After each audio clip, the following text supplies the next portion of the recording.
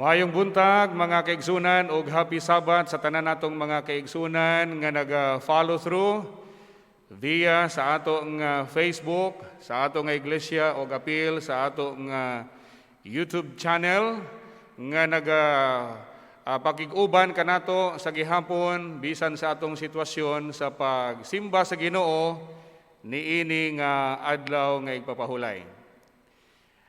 Dinhi kita sa bahin sa paghatag og update nga adunay kalambigitan sa ato nga buluhaton isip usa ka iglesia sa departamento sa personal ministry. Kanunay nga ato nga ginapasantop nga ang atong iglesia gitukod nga adunay usa ka halangdon kaayong kalabuton. Usa ka kalabuton nga Diyos nun, usa ka kalabuton nga ang iglesia mahimong panalangin labaw sa tanan sa ato nga komunidad. Subay niini, wa gyud na sayop ang ato nga manalagna. Usa ka propeta nga atong gituuhan nga gigamit nga instrumento sa Ginoo sa pagpahinomdom, sa pagdasig kanatong tanan sa tanan nga panahon bisan pa sa ato nga sirkumstansya niining kapanahunan. Naingon si Ellen G. White sa Patriarchs and Prophets, ingon siya, "We are all woven together in the great web of humanity. And whatever we can do to benefit and uplift others will reflect in blessing upon ourselves." I found this statement very inspiring. Nga kitang tanan di ay nga mga katawhan, gihiusa sa Dios. Kitang tanan managsuon sa mata sa Ginoo. Og bisan unsa nga atong ginahimo alang sa paghatag og benepisyo og sa pagdasig sa uban, magareflektar usab nga mahimong panalangin nganhi kanato. Kung unsa ang kaayo nga atong gipakita ngadto sa uban nga mga tao, ang panalangin di ay mobalik usab nganhi kanato mga kaigsuonan. Nagpadayon siya sa Reflecting Christ, "A kind, courteous Christian is the most powerful argument that can be produced in favor of Christianity." Kita nag-claim nga kita mga sumusunod sa atong Ginoong Hesukristo. Kinahanglan di ay nga makita sa atong kinabuhi, makita sa atong kinaiya nga kita mga maayo. Nga kita matinagdanon, nga Kristohanon kay mao kini ang labing gamhanan nga argumento nga mupabor sa atong gibarugan isip mga Kristiyano. Og labaw sa tanan, adunay pamahayag ang balaan nga kasulatan sa Galacia Kapitulo 6, versikulo 9 ug 10. Ingon siya, "Let us not become weary in doing good."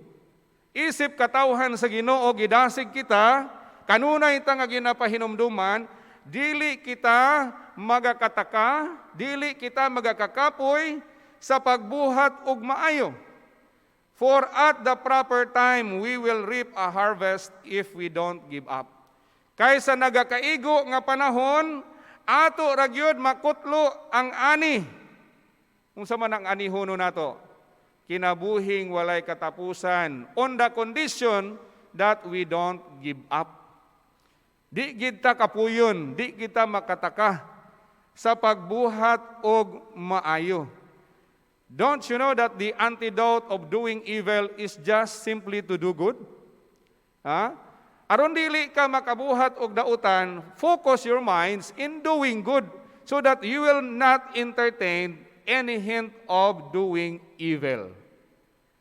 Sa versikulo 10, "Therefore, as we have the opportunity, let us do good to all people.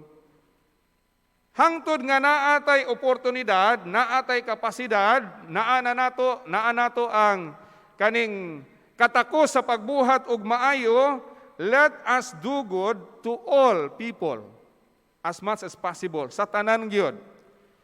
Not selectivism. Dili ingon nga magpili-pili lang ta, kani kay mura og dato ato ning tabangan. Ay kani kay murag lain man niyang sinuutan, adi nato ni siya tagdon, no?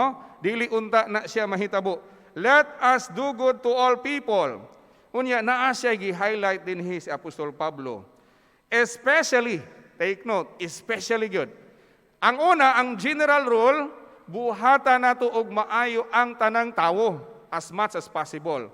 Pero naa siya gi-highlight, especially, kinsa man ning gipasabot nga special gyud nga tagaan natong pagtagad, especially to those who belong to the family of believers. Dinhi di ay sa sulod sa atong iglesia, una sa tanan, makita nga nagabuhat ta og maayo. Niining ato nga panahon karon, pandemic, COVID, daghan ang nagtaliwan ngadto sa kamatayon. Ang uban positive. Ang uban, complicated ang mga balatian. Sa pagtanaw nato, sa pagpamisita nato sa mga panimalay, kung naalang tay ikahatag mo, tabang yun ta. Ngadto sa ato nga mga kaigsuunan. Sa year 2018, aduna kitay nabisitahan usa ka pamilya, dinhilang sa atong silingan nga lugar, ato ra gyud nga kabarangay, Dajangas West diha sa Purokawa in front of SPED. Pamilya Gilaran. Sa pagbisita nato mga kaigsunan, mga higala, mga kapaglaom, positibo ang ilang pagdawat sa kamatuuran. Nga ni resulta sa ilang malipayon nga pagdawat sa Ginoo, isip ilang personal nga manuluwas pinaagi sa bautismo. Ang iyang asawa, gitan-aw nako na ay balatian nga goiter. Usahay panahon nga magsakit, muduol nako, di man ko milyonaryo. Usahay kong naarapod ko'y ikahatag muhatag ko mga kaigsunan. Apan kini nga buhat dili lang ni ako, kundi ato ning tanan. Apan sa nagkadugay na, ni adtong duha ka mga simana na ang nilabay, mga gabi ito, usa ka gabi ni ana, nay nanawag sa ako ang iya ding asawa, si Mrs. Melgin Gilaran. Ingon siya, Pastor, bisitahi ko, Pastor. Kay luya na kay ko, Pastor. Kato nga panahon, sigig ulan. Sigig ulan. Muadto na ko pero mibuhos man ang ulan. Ni-text na lang ko nga, ulan man kaayo, sister, pwede ugma na lang. Pagka ugma, wala na'y ulan, niadto ko. Pag abot na ko dito mga igsuon, pagtanaw na ko, dako ang akong kakurat. Kaya nga naman, ang iyang asawa di ay bedridden na. Sa gamay nga kwarto nga muraog, isa kadupa kwadrado lang ang ilahang gipuy-an nga boarding house. Imagine mo, isa ka dupa kwadrado, lisod na ay tulo ka mga anak, Unya niwang nakaay siya bukog og panit na lang nga naghigda.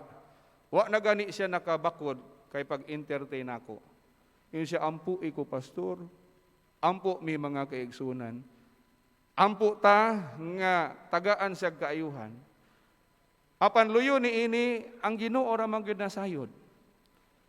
Kay ang iyang pagbuot man may matuman. Pagkasunod nga mga adlaw, nanawag ang bana, ingon siya, Pastor, ni pahulay na gyud ang akong asawa. Terribly mga kaigsunan ang ilang kasinatian. Karon, naadinhi si Brother Jonas, ang iyang bana. No? Ali diri, Brad.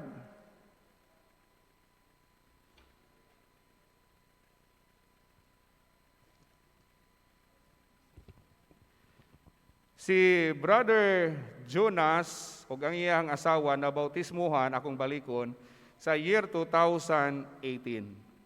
Nagtrabaho ni siya as assistant cook diha sa Villa Grande.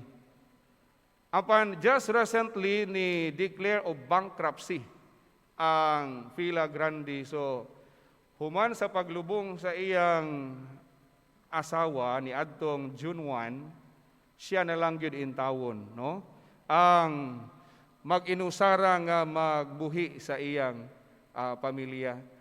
Brad Jonas, unsa imuhang masulti sa atong mga kaigsunan o unsa man ang imong gusto nga masulti sa iglesia, nabuhat ba usab namo ang among katungdanan sa pagtabang diha kanimo? Isip usa sa atong mga membro sa atong iglesia?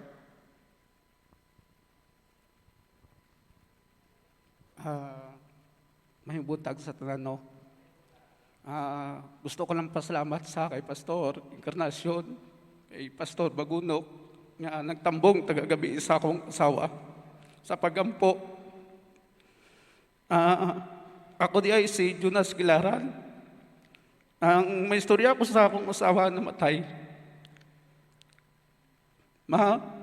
Love ka na ako sa mga bata ni mo. Namiss ka na mo. Salamat sa tanan nga sacrifice mo sa mua. Salamat sa pag-itindi mo sa mua, sa mga bata.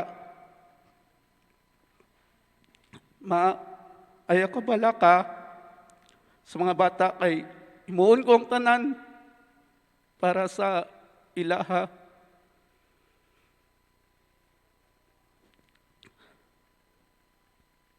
Promise ko sa imo, lagaan ko sila tatlo.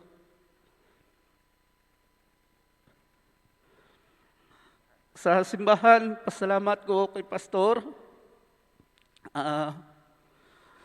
Gagabi na sila sa mga brother, sister. Dagang salamat. Mawala na siguro may istoryan ako sa bahin sa akong side. Salamat.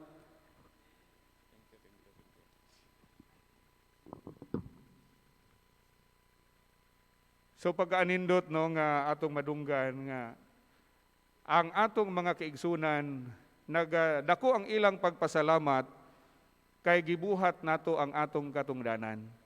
Mao ni ang katumanan sa tambag nga let us do good to all people, especially to those who belong to the family of believers. Hinuon, humani ini na-imagine ako nga di basta-basta ang kahimtang, ang kalisod nga sa gubangon ni Brother Jonas. Gani, ingnan ako siya humanani unsa naman, wala naman kay trabaho.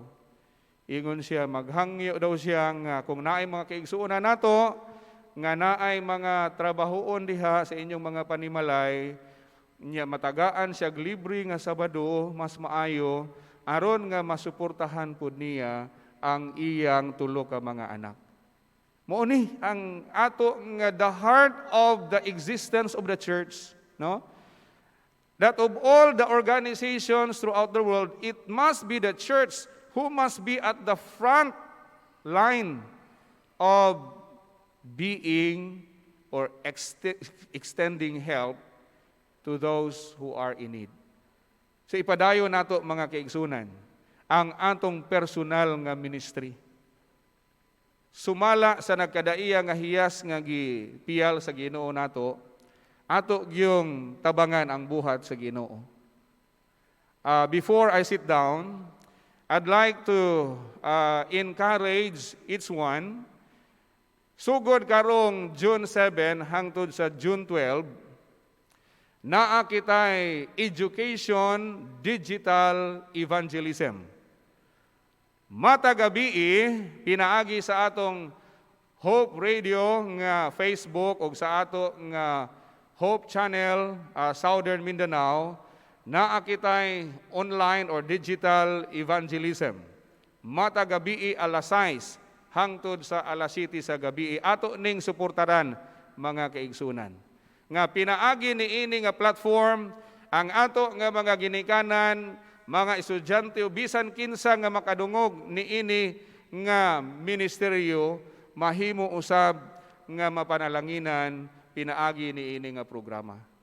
So akong balikon, let us continually support all the programs of the church because it is the church of God nga iyang gihatag nga mahimong panalangin kita ngadto sa katalingban. Once again, happy Sabbath kanatong tanan.